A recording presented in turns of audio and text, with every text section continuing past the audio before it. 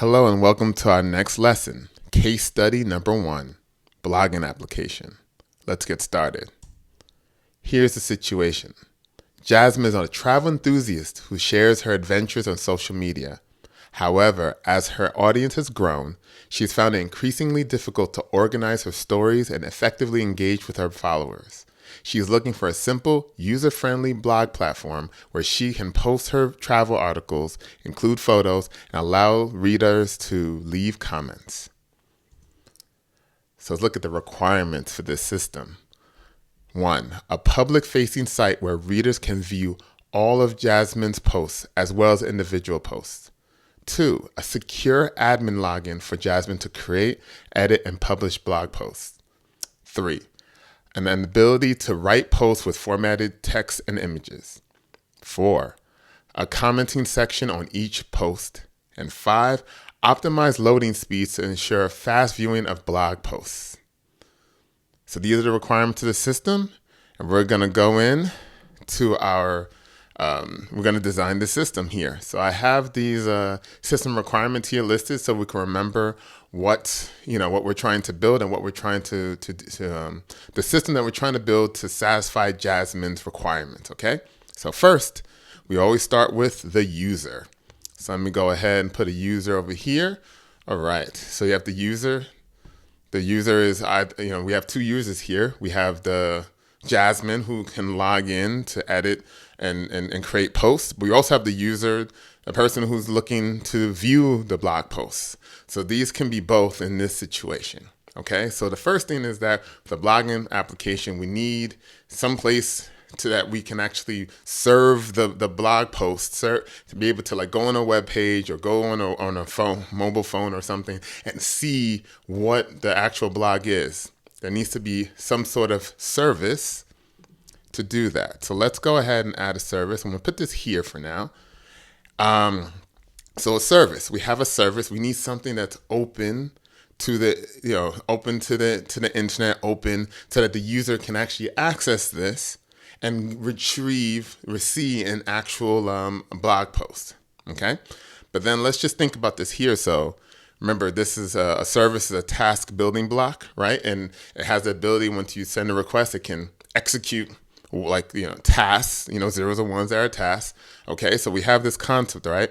So, okay, this is great that it has that, but then let's think about how would it be possible for the blog to have the information it needs to serve it back to you, right? Like, what should be on the homepage, what should be on the, first post, second post, third post, right?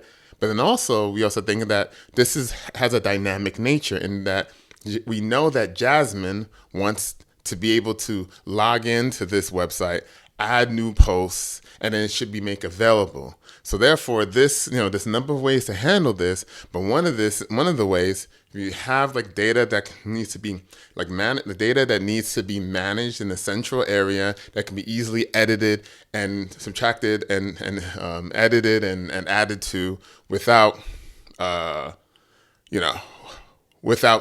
worrying about the integrity of the data. Well, a relational database is really good with that. So we actually right now we're going to pair this service with this database. And then I'm going to call this, give me 1 second. We're going to call this a web page service. Give me 1 second. We're going to call this a web page service, okay? So we're going to click here, boom. All right, so we're going to call this a web page service here. Actually, you know what? I'm going to make this a little bigger so it's easier for you to see. All right. So again, now we have this web page service that it's backed by this database, right? That has the ability to save, has all the blog data, has all the blog data, has all the information there. And actually we'll also have, and we'll talk about this in a little bit, the comments data as well, all in separate tables that relate to each other. That's why a relational database is one of the strengths that it has, that you can save the business data of your application in separate tables that relate to each other, and it is very good at enabling you to add and subtract and modify this in very structured ways that can maintain high integrity. You combine that with a service that is able to take that data from the database and put it in a format, let's say, in this case, HTML for a web page, so that the user can use a browser to see it. And now you have these two building blocks making a web page service. Now, one thing to note is that web pages are very good. I mean, web page service is good of transmitting text back and forth. That's the data to the database. But then we also mentioned that she wants to be able to have images as well. Images, of course, being a big, important part of the blog post. So in this case, it may not be so advantageous to just have this database back with the service. We need something here, a service that's backed by a file store. What file stores are very good at are storing files, storing raw files and having access to that. When you combine that with a service, you have this ability now to be able to retrieve files and transmit it just like you can retrieve data and transmit it with a web page service. In this case, we're going to call it, this case, I'm going to put a note over here. We're going to call this a raw file service. But sometimes you'll also, sometimes called object storage. But this has this ability that you can send a request to a service and get a file for that, and it can manage accessing, deleting, and modifying your files. Notice you have the web page service has this, the data for the post, the text in a relational database. We have the images that's stored in this file store. So this is where we are here. Now, one thing to note here, just imagine, let's say our database and our raw file service is full of data already, right? We'll get into editing and adding that to a bit. This could be almost all we need to basically have a blog post. We have the text, we have the images. That would actually suffice to be able to, to be able to create an actual blog that is functional. However, we had this concept of optimizing load speeds to ensure fast viewing of blog posts. So here's the thing. When you see things like that, optimizing loading speeds, you're thinking, okay, I have to trying to figure out how to make it faster for people or many people to view my blog post. Whenever you hear things like that, there's one thing that's always one thing that's in mind that can really help optimizing that, and that is what we call cache. But let's talk about what this really means. So we're talking about what we actually want to do is we want to put in front of the user, right, a service, and I'm backed by a key value store. Now, what am I doing here? So what I'm doing here is that I'm saying that, hey, we have a blog post. Jasmine has her blog post, your blogging application that she's using. She's adding and editing and editing blog posts, but it's just her that's adding and editing these blog posts, right? So they don't change that often, right? But then you can have hundreds, thousands, maybe even millions of users viewing it. So when you have a lot of people viewing something, but not a lot of people editing something, then the question is that, okay, yes, I can have them hit this web page service and get it every time, but that can be taxing to a relational database that has things in very specific, structured manner. It takes a lot of operations to get that information, and if it doesn't change so much, perhaps I can add it. Perhaps I can use another service in front of it, so that can actually save it if it hasn't changed in a while. So we're going to call this, you have this web page service. We're going to call this the web page cache service. And so what we're doing here is that saying that, hey, okay, if a blog post has been created and one person goes and gets it, cool, that's great, right? But then if the second person's get it and it hasn't changed, why ask the database to do the same thing over and over again, especially when I'm saying that it's taxing for a relational database to do that? why don't we use the strengths of a key value store? Very easy to retrieve data because you just need to know the key, you get the value, and you put it out. In order to do that, tie that with a service, you have this concept of a cache that has the blog post saved in it, so that when it's saved, and it basically if the web page, if the page that the user is looking for is already in the cache, it can give it to it automatically without even going to this web page service. So the way that looks like is, go ahead and put this elbow connector. You have the user connecting to this web page cache service, right? And if it's there, it returns it immediately. But if it's not there, then cool, it goes to the web page service, calculates it, then goes back to the cache service. The service saves then that new web page it didn't have before, and then goes to the user, so that if another person asks for the same blog post, it gets that updated as well. Cool thing too that we can do is that if, and we're not here yet, if let's say Jasmine edited a existing blog post, we can also have a thing for this service to go back to the cache service and update that cache so that users always get the most up-to-date information. One thing about a cache that's the trade-off here with in this situation is, on the one hand, very fast retrieval because you're using a key value store, which is very easy. Like it's less taxing. It's very quick to get information from a key value store because you're just providing a key and it's getting a value very quick, versus a relational database that requires more computation to get data. But the trade-off is that you have to make sure that this cache is up to date, because if it's not, then it's going to show incorrect data. So that's why we have to make sure we have mechanisms to do so. But again, since we only have one person, who's Jasmine, editing stuff, we already know all the situations where we need to update. When the cache doesn't have it, it should go to the web page service and get it. If Jasmine updates a blog post, then it should update the cache. In these two situations, we know when we can update, and we can do so. So that's pretty cool. So here's the thing though, you can load the web page cache really fast, but then the images might take so much time to load. Actually, images could even be bigger than caches. So in that case, we actually do the same concept over here. Let's go have another service with another key value store here. And over here, we call this a media cache. Same stuff, media cache service, right?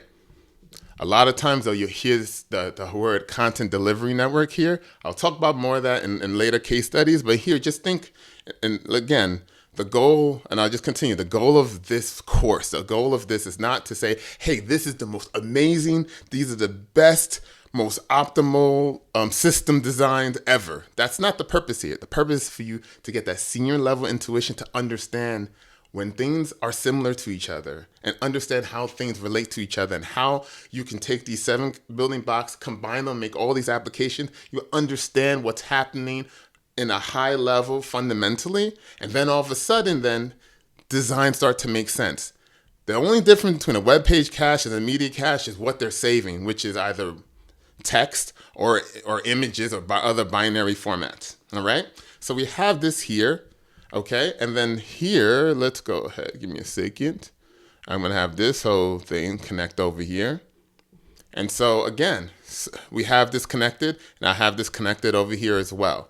So again, when you save, like let's say you have like this blog post, it has, it goes back with a web page cache service, goes to the user. The user gets this web page. Then web page has a URL to say like, hey, I need an image. It goes to this media cache service. Is it in there? No. Then it goes to the raw file service, gets the image, saves it in the media cache service, and then comes back. We still have that same concept, so that the next person that looks at the blog only hits both the web page cache and the media cache service.